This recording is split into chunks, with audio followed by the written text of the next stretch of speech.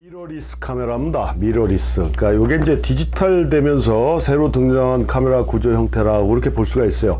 지난 시간까지 알아봤듯이 반사식 카메라, 리플렉스 카메라에서 이안 반사식 카메라가 있고 RF식 카메라가 있고 여기에서 이안 반사식도 있고 그 다음에 그 중형 RF식 카메라도 나오고 해서 이렇게 이런 형태가 반사식과 거리계 연동식이 두 가지 구조 형태로, 물론 대형 카메라라고 해서 뷰 카메라라는 우리하고 실질적으로 그렇게 많이 사용되는 거 아니지만 뷰 카메라라는 것도 있었지만 최근 이제 디지털 카메라에 들어와서 미러리스라는, 그러니까 미러리스가 뭡니까? 반사식 카메라에 뭐가 있다라고 그랬어요? 미러가 있다라고 그랬죠.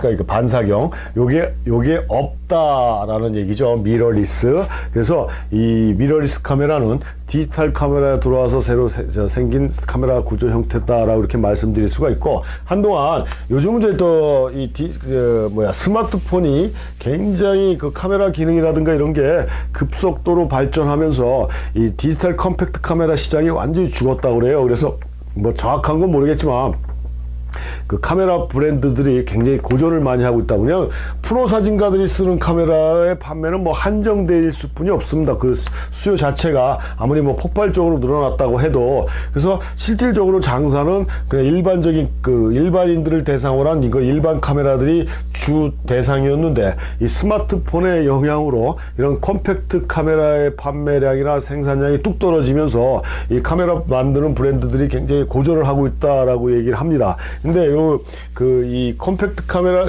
디지털 카메라가 또 한동안 디지털 되면서 막 활성화될 때 하이브리드 카메라, 하이엔드 카메라 이런 식으로 해서 그냥 단순하게 컴팩트 카메라가 아니라 렌즈 교환은 되지 않지만 붙박이 형태로 나오면서 고성능의 컴팩트 카메라가 하이엔드고, 렌즈 교환까지 되면서 그 일안 반사식은 아니더라도 그 아주 그 고품격의 그 사진을 만들어낼 수 있는 그런 아주 고급 컴팩트 카메라나 하이브리드 카메라 이런 식으로 해서 이렇게 나왔어요. 근데 이 미러리스라는 건 이제 그 일종의 하나라고 이렇게 보시면 되는데, 일안 반사식 카메라는 일단 그 RF식 카메라 설명할 때 설명을 빠뜨린 것 같은데요. SLR 카메라 같은 경우는 무겁죠.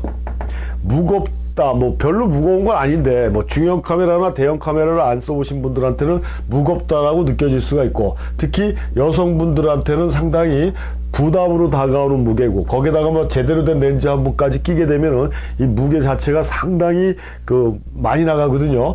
그래서 사진을 찍으다 보면 이렇게 근육통 같은 경우도 생기는 분들이 있어요. 특히 여성분들. 그래서 무거워요. 근데 RF식 카메라 같은 경우는 SLR 카메라에 비해서 가볍죠. 휴대하기도 편리하고. 그러니까 이 미러리스 카메라 같은 경우는 SLR 카메라의 반사경을 없애버리면 카메라 자체를 소프트화, 작게 만들 수가 있다라는, 미러가 없어지니까 카메라의 두께도 얇아질 수가 있다는 얘기고요. 거기다가 우리가 디지털 카메라에는 이미지 센서가 크롭 바디가 있고 풀프레임이 있다라고 그랬잖아요. 이미지 센서까지도 작게 해버리면 카메라를 좀 더 소형 경량화 할 수가 있지 않습니까? 그런 의도에서 나온 게 이 미러리스 카메라다. 그래서 지금은 그래도 몇 년 전보다 미러리스 카메라 자체가 상당히 많이 발전을 했습니다. 그래서 처음에는 크롭 바디만 나왔는데 요즘은 풀프레임도 미러리스에서 나와요. 근데 이게 이거 설명할 때 말씀드렸지만 꼭 크롭 바디가 이미지 퀄리티가 떨어지고 풀프레임이라고 해서 이미지 퀄리티가 뛰어나고 나는 건 아니라고 그랬습니다. 물론 풀프레임을 사용하는 카메라들이 조금 고가의 카메라다 보니까 기술적인 이 집약 능력이 좀 더 압축이 돼 갖고 좀 더 나을 수는 있지만 우리 눈으로 봤을 때 그렇게 파악할 수 있을 정도의 그런 차이는 없다라고 말씀을 드렸어요.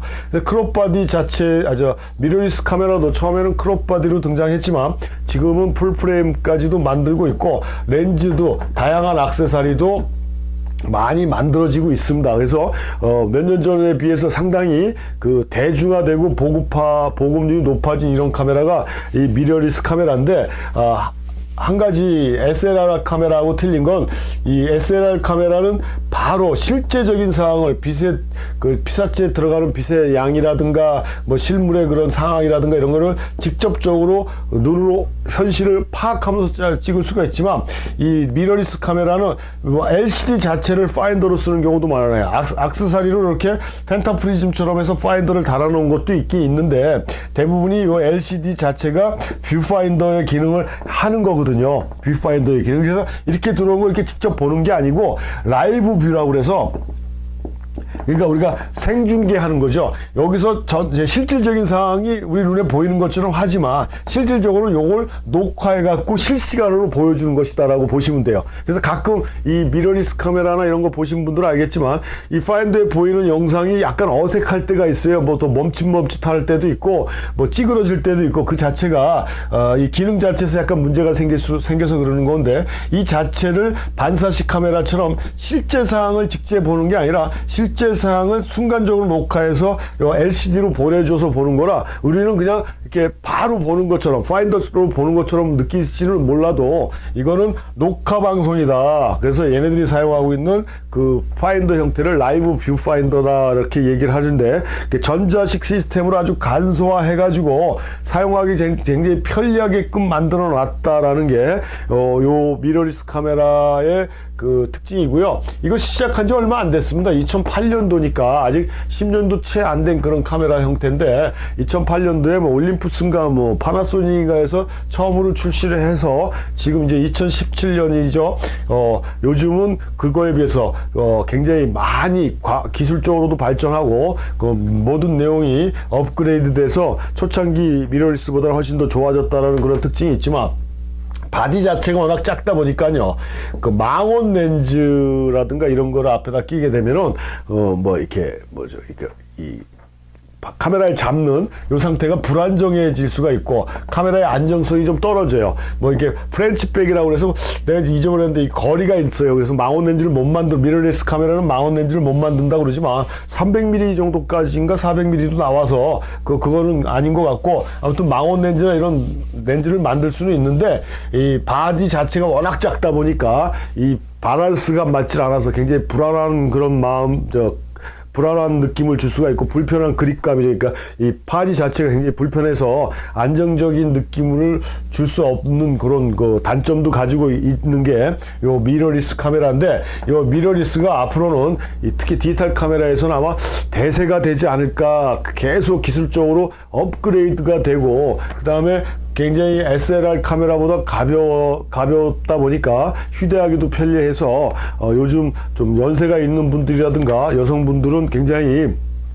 선호하는 그런 형태의 카메라를 이 미러리스 카메라다라고 얘기할 수가 있다라고 말씀드릴 수가 있습니다. 그래서 미러리스 카메라는 앞으로 계속 진보하고 발전해서 뭐 이 강의가 끝나는 시점에 또 어떤 형태의 미러리스나 또 다른 형태의 카메라가 나올지 몰라도 지금 현재는 앞부분에서 배웠던 이란 반사식 카메라나 RFC 형태의 구조 또는 그 미러리스 형태의 구조 이렇게 얘기할 수가 있다. 뭐 여기서 빠진 카메라가 있다라 그러면 대형 카메라, 뷰 카메라인데요. 이 뷰 카메라에 대한 내용은 뭐 이번 강의 파트에서 제가 집어넣지 않았습니다. 왜냐하면 일반적으로 많이 사용할 수 있는 그런 카메라가 아니기 때문이죠. 이 미러리스 카메라에 대한 강의 내용은 마치겠습니다.